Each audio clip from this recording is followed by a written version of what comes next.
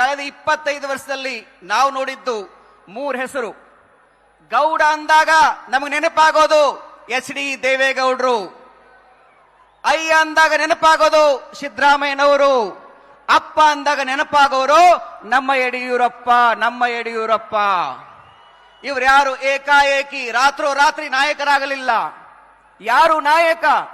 ಹಿಂಬಾಲಕರ ಸೃಷ್ಟಿ ಮಾಡುವವನಲ್ಲ, ಹಿಂಬಾಲಕರನ್ನ ನಾಯಕ ಮಾಡುವವನು ನಾಯಕ, ಜನನಾಯಕ ಯಡಿಯೂರಪ್ಪ. ನಿಮ್ಮ ನಾಮದ ಬಲ ಹೊಂದಿದ್ದರೆ ಸಾಕು ಅಂತ ಹೇಳಿ ದಾಸರೇ ಹೇಳಿದ್ರು. ಹಾಗೆ ಯಡಿಯೂರಪ್ಪರ ನಾಮದ ಬಲದಿಂದ ಶಾಸಕರಾದ್ರು, ಸಚಿವರಾದ್ರು. ಯಡಿಯೂರಪ್ಪ ನಾಮದ ಬಲದಿಂದ ವೇದಿಕೆ ಮೇಲೆ ನಮ್ಮ ಬೊಮ್ಮಾಯಿ ಅಂತವರು, ನಮ್ಮ ಸದಾನಂದ ಗೌಡರು, ನಮ್ಮ ಜಗದೀಶ್ ಶೆಟ್ಟರು ಮುಖ್ಯಮಂತ್ರಿ ಆದ್ರು. ಆ ಹಿನ್ನೆಲೆಯಲ್ಲಿ ಇವತ್ತು ಯಡಿಯೂರಪ್ಪನವರು 50 ವರ್ಷಗಳ ಕಾಲ ನಾಡಿನ ಎಲ್ಲ ಜಾತಿ ಮತ ಪಂಥಗಳಿಲ್ಲದೆ ಅನ್ನ ಅಕ್ಷರ ಆಶ್ರಯವನ್ನು ಕೊಡ್ತಾ ಮಠಗಳಿಗೆ ಧಾರಾಳವಾಗಿ ಅನುದಾನವನ್ನು ಕೊಟ್ಟು ಆ ಮಠಗಳನ್ನು ಪುನಶ್ಚೇತನ ಮಾಡಿರುವಂತಹ ಕೀರ್ತಿ ಇವತ್ತು ಬಿ.ಎಸ್. ಯಡಿಯೂರಪ್ಪನವರು ಸಲ್ತದೆ.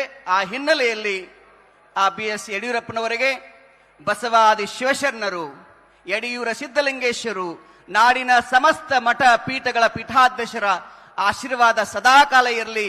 ಅವರ ಜೀವನ ಇನ್ನೂ ಅದ್ಭುತವಾಗಿ ಬೆಳೆಯಲಿ ಅಂತ ಹೇಳ್ತಾ, ಬುದ್ಧನನ್ನ ಜನ ಬಿಡ್ಲಿಲ್ಲ, ಬಸವಣ್ಣನ ಜನ ಬಿಟ್ಟಿಲ್ಲ, ಅಂಬೇಡ್ಕರ್ನ ಬಿಡ್ಲಿಲ್ಲ, ಗಾಂಧಿಯನ್ನ ಬಿಡ್ಲಿಲ್ಲ, ನರೇಂದ್ರ ಮೋದಿಜನ್ನೂ ಜನ ಟೀಕಿಸೋದನ್ನ ಬಿಡ್ಲಿಲ್ಲ, ಯಡಿಯೂರಪ್ಪನೂ ಬಿಟ್ಟಿಲ್ಲ, ನಮ್ಮನ್ನೂ ಬಿಟ್ಟಿಲ್ಲ, ಮುಂದೆ ನಿಮ್ಮನ್ನೂ ಬಿಡೋದಿಲ್ಲ. ಯಾರ್ಯಾರು ನಾಯಕರಾಗಿ ಜಗತ್ತಿಗೆ ಒಳ್ಳೇದು ಮಾಡ್ತಾರೋ ಅವ್ರು ಯಾರನ್ನೂ ಜನ ಬಿಡೋದಿಲ್ಲ. ಆ ಹಿನ್ನೆಲೆಯಲ್ಲಿ ಯಡಿಯೂರಪ್ಪನವರಿಗೆ